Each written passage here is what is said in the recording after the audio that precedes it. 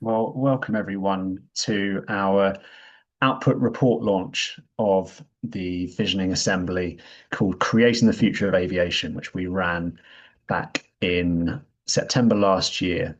Um, it was an amazing project to be part of. It actually started back in, I think it was 2024 as a project. It was initially the brainchild of our very dear and late colleague Maxine, who sadly no longer with us and passed away last year.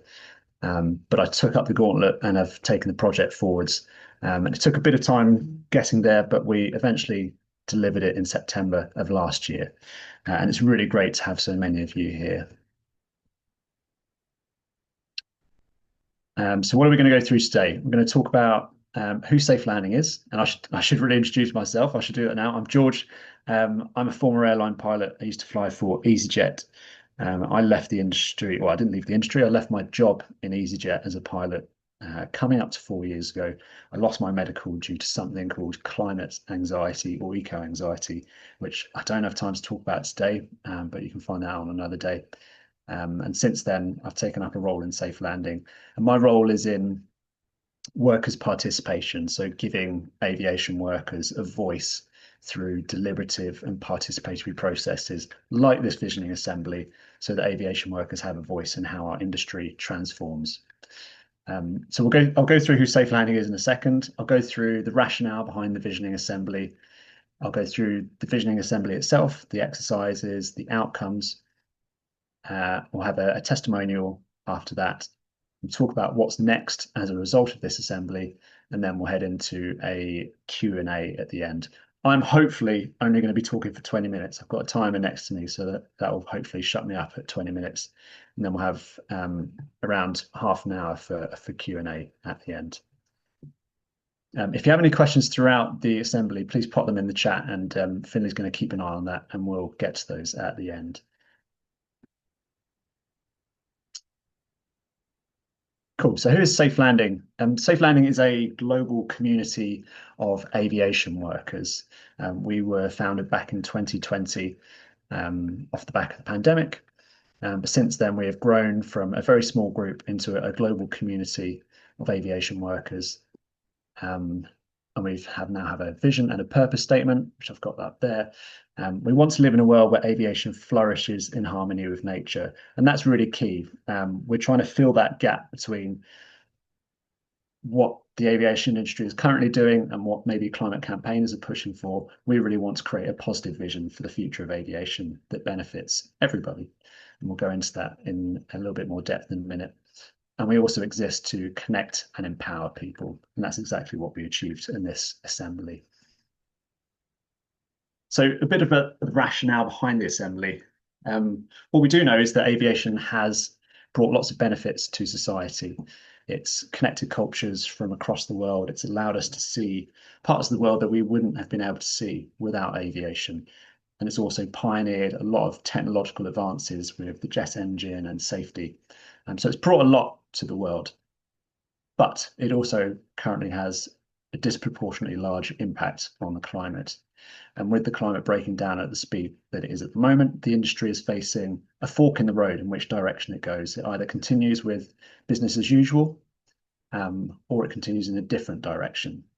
And at the moment, we don't have a positive, or until now, I should say, we don't have a positive worker-led vision for the future of aviation. We have industry leaders' vision for the future, which is continue as normal, with a high reliance on technology saving us in the future, and then sucking out the rest of the carbon with carbon capture and removals. And the other vision is that of maybe climate activists, which is very climatically grounded in science, that aviation needs to rapidly reduce emissions, but often there isn't much consideration made for those working in the industry itself. It sometimes comes secondary. So what we wanted to do was bridge that gap and provide a different, positive, worker-led vision for the future. The other aim of the assembly was to popularize assembly culture. So lots of organizations like Involve and others are doing lots of great work on systems assemblies. So what we want to do is contribute to that work and popularize the idea of giving regular people, regular workers, more of a voice and an input in how decisions are made in the future. Because our ultimate goal in safe landing is for a government, be that the UK government or somewhere else, to commission or start using workers' assemblies as a way of giving aviation workers a proper input into how our industry critically transforms to decarbonise in the future. And the two ways that we do that in safe landing is advocate for these workers' assemblies, but we also popularise assembly culture from the grassroots up in lieu of governments not implementing these assemblies. The Labour Party isn't doing a great job of that, unsurprisingly. So in terms of selecting the participants for the assembly, what we wanted was a bunch of participants who are aviation workers. So that was cabin crew, pilots, air traffic control, engineers, airport workers. There's a real range of people in the room, along with aviation academics, so people studying and researching in the topic, and also aviation students, so the future of the industry. And of course, some people who were just really passionate about the industry, aviation enthusiasts. We had 86 applicants, and of that, we did a form of selection to make sure that there was a real range of age, gender, ethnicity, roles in aviation, and views on climate change. And that whittled it down to around 20, well, it whittled it down to 26 participants. If you want to go into more depth about exactly the different makeup of those demographics, you can read our report, which goes into more depth on that, but we don't have time this evening to break that down. So in terms of the logistics, just some of the nitty-gritty stuff, we were funded by Patagonia, who gave us a £12,000 grant, which sounds like a lot, but actually it's quite small for an assembly. We'll talk about that more in a bit. We held it on the 13th of September last year. We held it at the Friends House in London. The facilitators were Mutual Gain, which is another deliberative democracy organisation who helped us design the process itself. And Susan, who might be on the call today, was the lead facilitator. The breakout group facilitators were actually from Safe Landing. And Susan from Mutual Gain trained us in impartial facilitation. The assembly itself was recorded using a platform called Deliberate, which is a AI platform that is able to record conversations on breakout groups and then synthesize those conversations and help aid us in note-taking and understanding where there was convergence and divergence of thinking. It was actually a really useful platform. We had an illustrator there, Maya Perkins, who you will see her sketches later. She came up with some really great sketches. We had two academic researchers from Germany who are currently writing a study on the assembly, which I think is being released sometime in the spring, and of course, a photographer. And for the participants themselves, we had an incentive for them to take part, which was £30, and we covered their travel expenses. And the idea of that was to make sure that people who were taking time off work or taking time out of childcare had an accessible route into being part of this so that we weren't excluding anyone. That being said, there were limitations. We're going to get those out of the way right at the beginning. The biggest limitation being that the budget was quite small. Ideally, we'd have had a much bigger budget. So these are some of the limitations that happened as a result. The participants were somewhat self-selecting, so we did have a skew towards people who did think that aviation should decarbonise rapidly. Ideally, we'd have had more people with a range of viewpoints. But what we did find is, even though the majority of people wanted aviation to decarbonise, we did find that there was quite a broad range of what that decarbonisation should look like, which was really great that we had that mixture of viewpoints. The range of topics that we talked about in the assembly was limited by the length of the assembly. It was just a one-day event. Ideally, we would do this over multiple weekends. So we didn't go into too much depth on each of the topics, but that didn't become too much of an issue because we were looking at what's the vision for the future in more general terms, rather than going really into the nitty-gritty of different technological aspects. The financial incentive that I talked about just now, the £30, is relatively low compared to the standard, which is about £75 per day. Ideally, we would have it at £100 a day, but again, the budget was quite limited. But we wanted to do some sort of incentive to make sure that we were really trying to plug that gap in some way. We didn't have expert speakers and a learning phase, which is normally the first stage of an assembly, is learning and hearing from expert speakers. So what we had to do was start the assembly with a range of assumptions made. One of those assumptions being that climate change exists, which is a great start, and aviation should do something to decarbonise.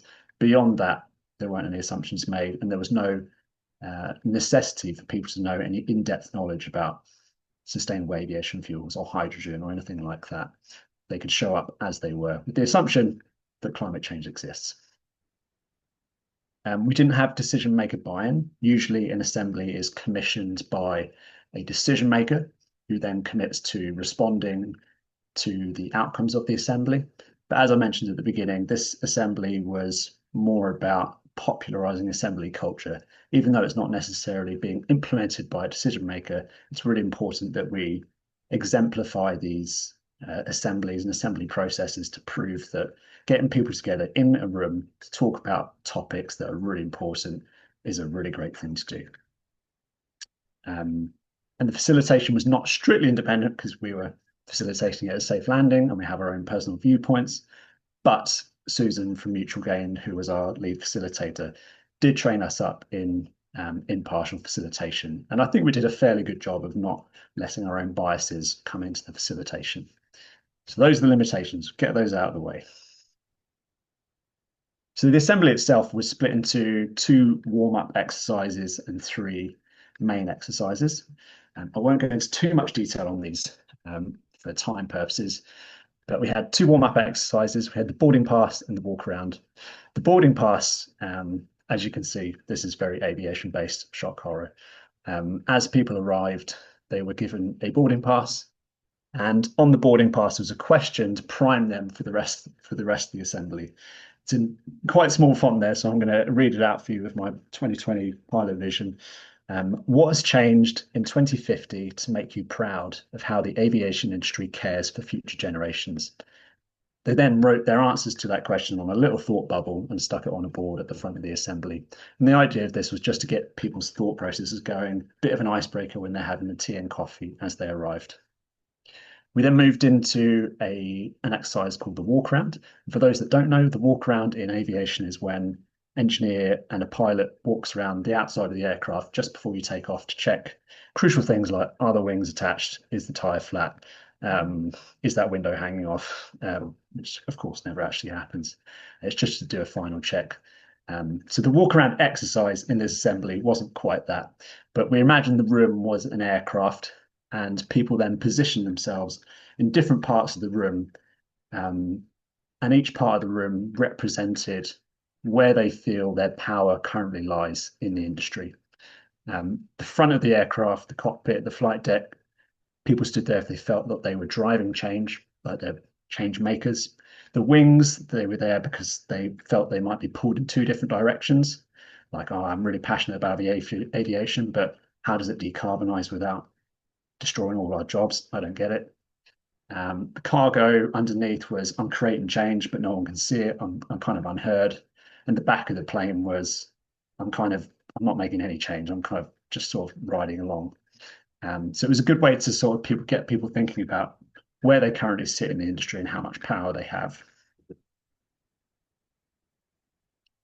In the main exercises, we had in-flight conversations, the landing the future role play, and the visioning exercise, which I'm now going to a slightly more depth.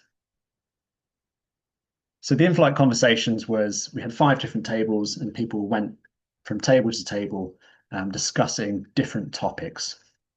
And as you can see on the slide there, the first table was about altitude, our ambitions, what do we want to aim for, what are our goals.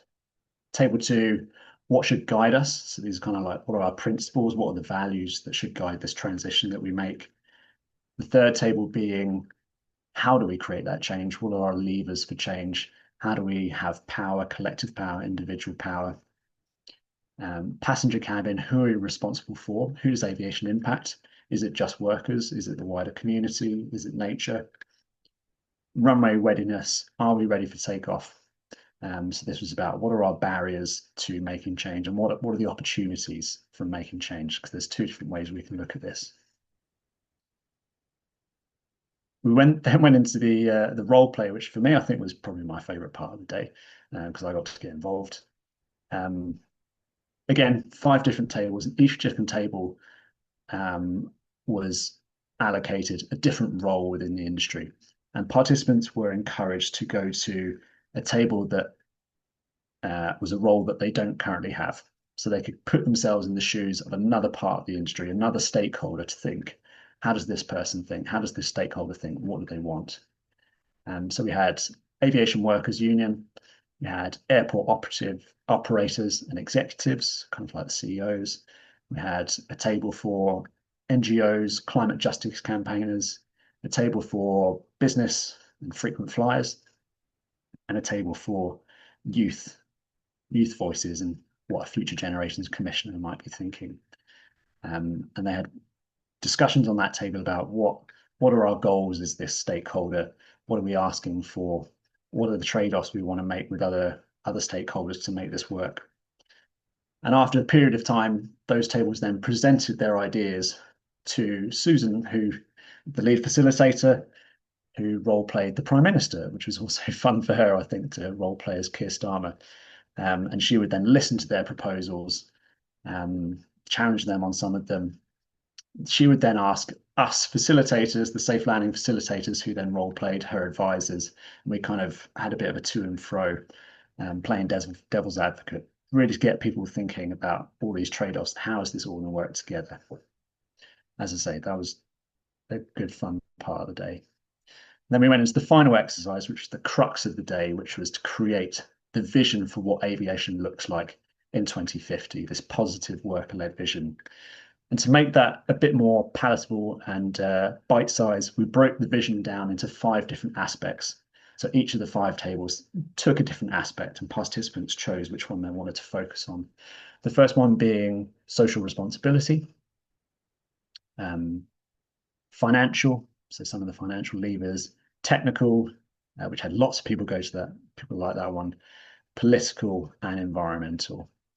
And they came up, I think we spent about 45 minutes really going into more discussing these different aspects.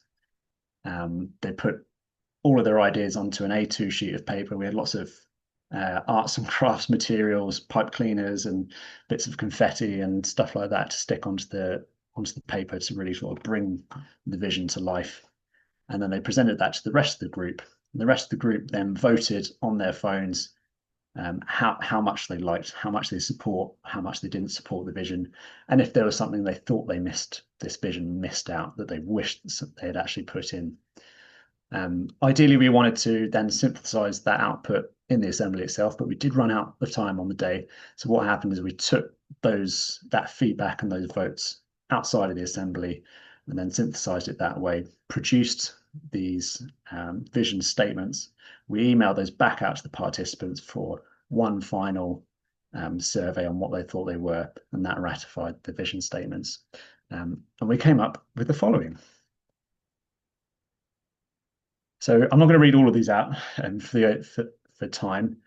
So social responsibility was about what are our values, what are our principles, and the participants saw in 2050 that that sustainability was integrated into everything, that emissions were reducing, that access to air travel was fair, bridging the gap between the global north and south, that travel was more mindful, and that the industry no longer involved itself in unethical defence contracts. And that workers essentially were really proud of the jobs that they're doing. They didn't feel any conflicts with their ethics and their morals. In terms of financials and money, there was a focus on, again, emissions reductions and making sure that air traffic wasn't growing. That jobs were high quality. New jobs had been created. The government and industry were investing in technological development. that a lot of the funding for development was coming from wealth taxes and increased aviation taxes, a topic that is really sticky within aviation at the moment. The industry was focused on long-term prosperity rather than short-term targets, and that any industry growth was responsible and sustainable. So from the technical aspect, as I say, this table was really busy because there were lots of engineering and pilot minds in the room. A topic that's talked about a lot was sustainable aviation fuel. So they saw that SAF in 2050 had been properly researched and scrutinized, arguably which it isn't at the moment, and that planes were taking more direct routes, that planes were fully, or materials were much better recycled, and that low carbon energy sources are located near to airports, and that aviation was part of a broader low carbon multimodal transport system, and that technical aspects were balanced with practical aspects. The aircraft had been radically redesigned, and that things like pushback and taxi, which is the little thing at the bottom left there, had been electrified. Aircraft were flown with maximum passenger capacity, so that would probably mean getting rid of business, first class, private jets. And if these technological advances weren't made in time, they did recommend that demand management was utilised to make sure the emissions definitely reduce and we don't just rely on technology. Politically, there was a conversation around nationalisation versus regulation. We couldn't get to the bottom of that one. That was still a divided topic. But either way, they saw that the industry was politically values driven rather than anything else. They saw that decisions were made in a much more representative way through mechanisms like citizens' assemblies, that profit was balanced with public and environmental benefit, stakeholders and stakeholder consultation was now the norm, and that politics in aviation has a focus on sustainability, representation, and most crucially, proactive policy making rather than reactive policy making. And finally, the environmental aspect. They saw things like noise and pollution reducing, better low carbon transport links to airports, renewable energy expanding, greenwash has been eliminated. And this was an interesting one. They saw that conventional airports like Heathrow, Gatwick were not expanded, and instead regional airports were better utilised to try and spread out aviation around the country rather than focus just on the bigger hubs. And after the assembly, after these visions were created, there was a survey set up by the two academics who were researching the assembly. For the interest of time, I probably won't read this slide. Go and have a look at it on the report. It's really interesting. They surveyed the participants on how they felt before the assembly versus how they felt after the assembly, and it came up with some really interesting results that I encourage you to look at in the report. And the key conclusions that wasn't the vision that we came out with was that the visions that the aviation workers came up with challenged the existing narratives in a way that the industry is not currently doing, particularly around things like industry growth and demand management. It proved that grassroots aviation workers really do want more from their leaders and governments. It proved that grassroots workers, when they're given a voice, they can produce a vision for the future that benefits workers, community, and the environment. We did actually notice there were some, unsurprisingly, power imbalances between job roles. One thing that was really interesting and not particularly surprising as a pilot, one of the cabin crew members said, we're not listened to. Why would we? No one listens to us. Everyone, us pilots, they respect pilots, but they don't respect cabin crew. We're not going to be listened to. So I think this was another really interesting takeaway, that things like workers' assemblies can address that imbalance of power that currently exists in the industry, where some people are listened to and some are not. And a workers' assembly can really plug that gap and make sure that everyone, no matter their role, background, demographic, has an equal voice as everyone else. And finally, there was a really high demand for further assemblies. As always, the day went past like lightning and everyone wished they had another few hours. And they really wanted more assemblies, particularly on sticky issues like demand management, a frequent flyer levy, and nationalisation. They were topics that we found really hard to get to the bottom of in our discussion groups. And what we'll do now is we're going to have a testimonial video from Nikki, who was one of the participants in the assembly, about her experience at the assembly.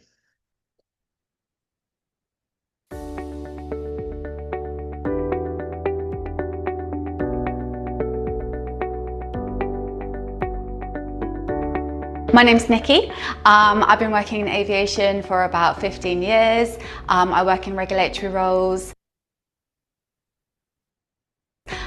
So I presently am a post holder, which is a legal role required responsible to the regulator, and I'm responsible for aviation safety and compliance and security for an aircraft operator and maintenance facility. My first engagement with Safe Landing was actually about a month ago, and my initial engagement was, the one word was an overwhelming sense of relief that I had a place to discuss my concerns and things that I have been involved in. My impression so far is one of balance. There's lots of very balanced conversations happening. It doesn't matter what part of aviation you've come here from. It doesn't matter what your background is. If you've got any thoughts about this topic whatsoever, my impression is that they're all valuable and they're all valued, and they're all really, really useful.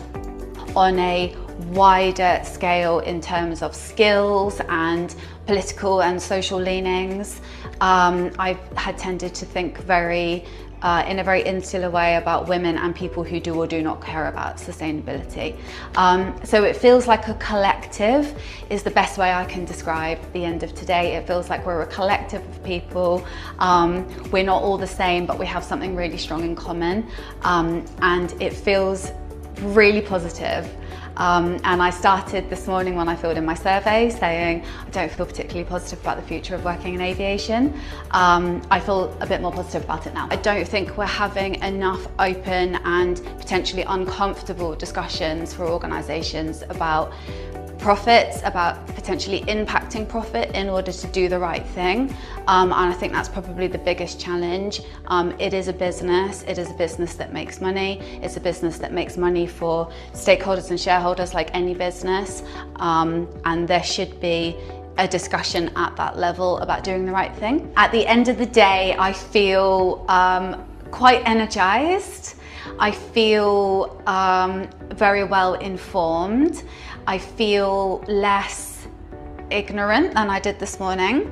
I feel that I've thought about things that are actually bigger and wider than just aviation, which is really balanced. Yes, we came here to talk about aviation sustainability, but we've also had discussions around social causes and consumption habits. The role that aviation workers can play is, first of all, if any of this resonates, get in touch with someone from Safe Landing, because there is absolutely a space here for you to bring your thoughts, your expertise, and probably most importantly your feelings, to contribute to the discussions that we're having, to contribute to the knowledge base that we're building so that we can actually go forwards and make those changes. And I would really like to impress upon people, I'm not from a technical background myself, I'm not a pilot, I'm not an aerospace engineer. You don't need to be. We are not necessarily, although they're very helpful, talking about people with technical and academic backgrounds. We're talking about everyone. It's a problem that affects everyone. This is an opportunity that includes and is inclusive of everyone. So if any of this resonates with you, give us a shout out at Safe Landing. Right, and thank you for Nikki for that. So what's next? We have made a section of our website on workers' assemblies deliberately for this. We talk about what is a workers' assembly. We've got frequently asked questions because people have so many questions about assemblies. It's still a really misunderstood concept. We've got sections on our first deliberative workshop in Bristol, which I should have mentioned at the beginning, and a section on our visioning assembly. And as you can see there, you can join our workers' assembly working group, but I'll talk about that in a second. So the visioning assembly is featured in a few magazines since we held it. It was in the Royal Aeronautical Society magazine just before Christmas. We're hoping, well, we will be featured in the British Airline Pilots magazine in the spring. We've been in the Unite magazine. As an organisation, Safe Landing will be working with trade unions to see how trade unions can implement the concept of workers' assemblies in creating their industrial policy. So we're working, some of us are working with BALPA, the pilot union. We've worked with a union in Canada for private jets, and we'll be working with a union in France. And I can't for the life of me remember the name of it, but it's CFDT, something in French. It's a union for, I think it's engineers in Toulouse and Airbus. So they're really keen to run one there. We're also going to be working a bit with the Green Party. Sean Berry, who I think is here or was here, is really keen to run a workers' assembly in Brighton for her constituents that work at Gatwick Airport, potentially to look at the sticky topic of what is the future of Gatwick Airport in terms of expansion, not expansion, transition. Some of us are also working on policy in the Green Party, so helping them write policy with that, and Workers' Assembly hopefully will be part of that. We're going to be creating a toolkit for anyone who comes across Safe Landing to advocate for workers' assemblies in their union, in their workplace, or even in a different sector. These aren't just useful for aviation, it can be used in any sector. And I will be, or have set up a workers' assembly working group, which anyone can join, and we can go into some more depth and people can get really involved in that group. If you want to join that group, there's a QR code on the screen. Don't have to scan that now. You can look at that on our website, or you can email me at george@safe-landing.org. And we'll be going to have our first meeting probably late February, early March. And in terms of other stuff that we're doing in Safe Landing, we've got a couple of upcoming events that people can come along to. And I'm going to bring in Finley now to talk about the Airside Chat next Thursday. Hi, everybody. So, my name's Finley. I'm the think tank lead at Safe Landing. So, I'd look into various technology topics and policy topics. And part of what we do is we try and bring in experts and people that are doing really innovative things in sustainable aviation. So our next talk is coming up next week. It's Thursday, sort of lunchtime UK time. That's an online chat with Aerovolt, who are installing electric aircraft chargers in various airports across the UK and globally. So if you'd like to come and join that chat next week, I'll put the sign up for it in the chat. So please come along to that as well. Great, thanks, Finn. And Todd, if you are still here and not on your way to martial arts, talk to us about the listening circle the Thursday after. Yeah, hi everyone. Thanks, George. And yeah, brilliant presentation. So, yeah, on Wednesday, the 25th of February this month, Safe Landing are hosting our very first listening circle. And this is something that was born out of the Climate Psychology Alliance Climate Cafes. And yeah, essentially, it's a safe, confidential space for 90 minutes where we're going to co-create with shared values and agreements. And essentially, it's just a space where we can talk about our feelings. As Nikki mentioned in her testimony, feelings are very welcome in Safe Landing. And in my own experience, connecting with the emotional experience of what it means to both accept the climate reality we live in and have this love for aviation has been really important to sort of congruent action. So if that speaks to anyone, then we'd love to see you there. And you can also sign up at the link below. So thank you. Great, thanks, Todd. Yeah, hopefully some links have gone in the chat. And if you missed those for whatever reason, if you head to the news section on our website, all of our events are lined up on there as well, and you can read some more about them there. And if you would like to support our work, we have set up a donation page on our website. Please do set up a regular donation to help support us financially. If that's something you would like to do, that'd be really, really appreciated. So that's on our website at Support Our Work. And if you want to hear about anything about Safe Landing, workers' assemblies, do email me, george@safe-landing.org. And I will stop sharing my screen now.